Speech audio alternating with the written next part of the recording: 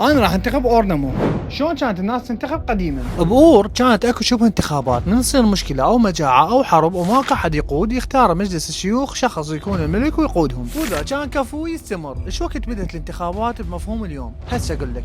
روما قبل لا تصير امبراطوريه كانت جمهوريه من سنه 509 الى 27 قبل الميلاد. ما كان اكو ملك، كان اكو مجموعه مناصب يختارهم الشعب. القنصل وهو اعلى واحد، الريتور وهو مسؤول القضاء، الايديل مسؤول عن الشوارع والاسواق هذا الداخليه، الكوسر هذا الماليه مو سياره صديقي، التريبون هذا البرلماني. التصويت كان يتم بمكان اسمه الكوميتيا، الشعب ينقسم طبقات حسب المالات. وحزر يا صديقي كان يصير موسم انتخابات، صح، توزيع اكل، مهرجانات ودعايه ضخمه. واكيد التزوير ممنوع، بس اذا تزور ما نحاسبك. هاي هم تشبه انتخاباتنا كلش. تعال صديقي اقول لك، اول نواة حقيقيه للبرلمان كانت ببريطانيا، ظهرت سنه 1265. بريطانيا كانت تحت حكم الملك هنري الثالث، وكان يصرف بدون حساب وكتاب. فاحد النبلاء ضاج، هو اصلا عديل الملك، دعا الى مجلس يشارك به مو بس النبلاء بل ممثلين عن المدن والتجار، وهذا تقريبا يعتبر اول شكل من البرلمان المنتخب. راح تقول لي والعراق؟ من عيني. نجي سنه 1925 بالعراق صارت اول انتخابات واول مجلس نواب بالعراق، عدد نواب 87 نائب، بس كانت غريبه شويه. شلون؟